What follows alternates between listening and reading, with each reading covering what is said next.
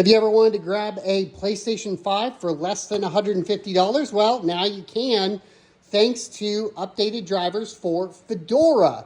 This is a BC250, which was a repurposed, cut-down PlayStation 5 APU utilized for GPU mining. I have quite a few of them, and I've been waiting for this for quite some time. Thanks to a project called Bazzite, it's really simple to install basically a custom version of SteamOS and run the updates. The latest update packages will grab the latest Mesa drivers that function with this, and you'll be up and running. The other thing that you have to do, though, to be clear, is flash the cracked 3.0 BIOS onto the board itself, which will unlock access to the amount of memory shared between the CPU, GPU, and iGPU.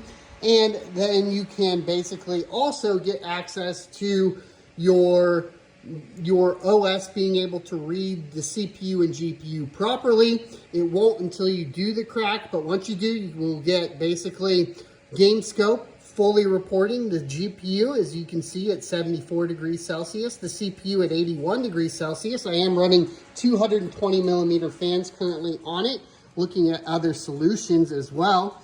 And this is Elder Scrolls Remastered. We got some fire on the screen there, running at 60 frames per second, 1080p, high settings. FSR 3.0 is enabled, to be clear. Running really smooth, great set-top box idea. And you get to access all of your Steam games. If I press the center button here, we can actually go home.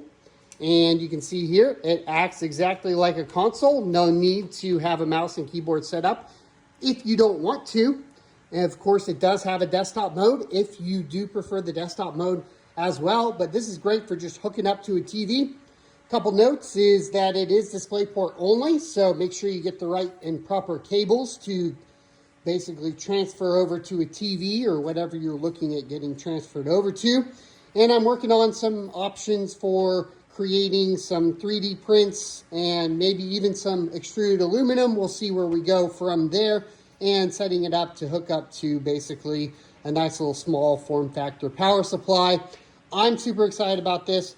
Also, Bazzite recently finished fixing their quick resume options. So quick resume goes straight back into the game and works flawlessly. Now, you can't quick resume between multiple games, but a single game, if I put the system to sleep and bring it back out of sleep, I have no performance hit on the game itself, and it works great. See you next Tuesday.